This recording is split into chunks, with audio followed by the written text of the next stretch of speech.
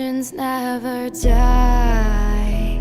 When the world is calling you, can you hear them screaming out your name? Legends never die. They become a part of you every time you play fire. There is little doubt that League of Legends has become a social and cultural phenomenon in esports. With big budget venues and big budget effects, from a giant elder dragon flying around the Bird's Nest Stadium in Beijing, to a pop group made of popular champions performing in Incheon's Moonhack Stadium in South Korea for a prize pool last year in excess of 6.4 million, League of Legends has become one of the largest annual esports events, with thousands of fans attending and millions watching online every year.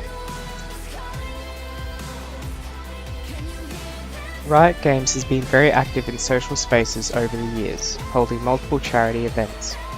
In 2017, the community fundraiser held during Worlds raised $2.4 million for the Basic Needs, Learning Equality and Raspberry Pi foundations. This allowed these charities to expand their programs into additional countries across the world, with Basic Needs aiding over 250,000 people over 3 years, and the Raspberry Pi Foundation opening an additional 5,000 coding dojos in China, India, South America, and East Asia. Riot has also partnered with a number of charities, including Girls Who Code, and are now even allowing Headspace to use the OPL to raise awareness of the tips and advice available to maintain a healthy mind. The culmination of these, the 2018 All-Stars Charity Tournament, created an esports event on par with the World's final, and saw the introduction of the world's largest charity esports event, with the winning team earning $100,000 for their chosen charity, while second place earned $25,000 and all other teams earned $10,000, for a total of $265,000 to charity.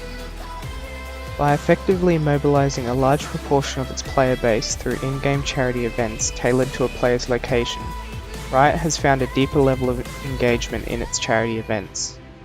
According to Forbes, Jeffrey Burrell, Riot's head of social impact, developed a framework based on the UN's Sustainable Development Goals, which he used in focus groups and surveys within the community to determine the social values which were most popular in each country. Once the social values were clear, Riot partnered with Make-A-Wish to allow an 18-year-old cancer patient to design his own skin for his favourite champion, Cho'Gath. Then, with global giving, Riot was able to organise for charity organisations around the world to be screened to ensure they were legal and able to meet their planned outcomes using the funds.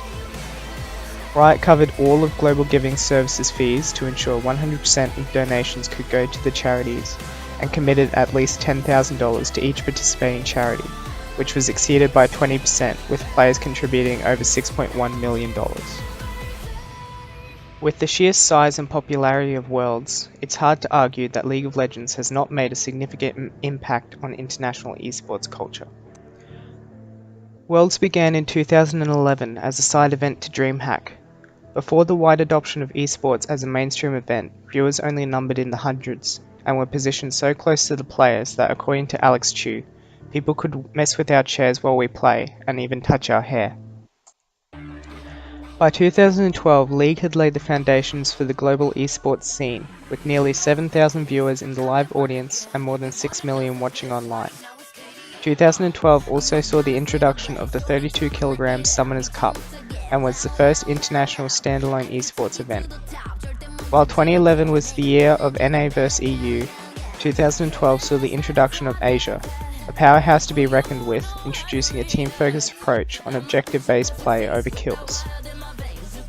2013 saw the establishment of the league structures, with regions creating clear pathways to compete at Worlds. 2013 was also the year where teams and players began developing fan bases, with Cloud9, Fnatic and SK Telecom headed up by the legendary Faker, all performing exceptionally well in their domestic stages.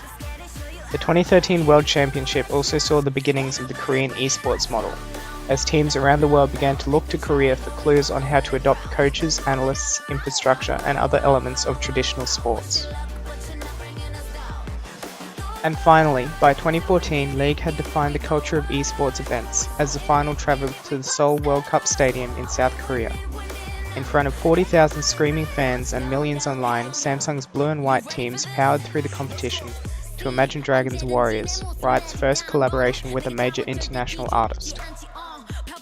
Through these collaborations, Riot has been able to push League of Legends into mainstream pop culture, with pop stars hitting #1 on multiple charts, including Billboard World Digital and Google Play Top Songs in 2018.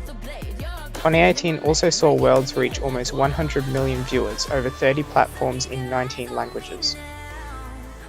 In recent years, the huge success of Worlds has caused other developers to adopt similar models for their own esports events. From the Atlantic and Pacific divisions of the Overwatch League to the widespread use of trainers and nutritionists across all games, League's success has made it the catalyst for esports culture around the world. As such, it is hard to argue that League of Legends has not made a major impact on the world today. From hosting major crowdsourcing and fundraising charity events to single-handedly defining the esports genre, League of Legends has become the social and cultural phenomenon of our age.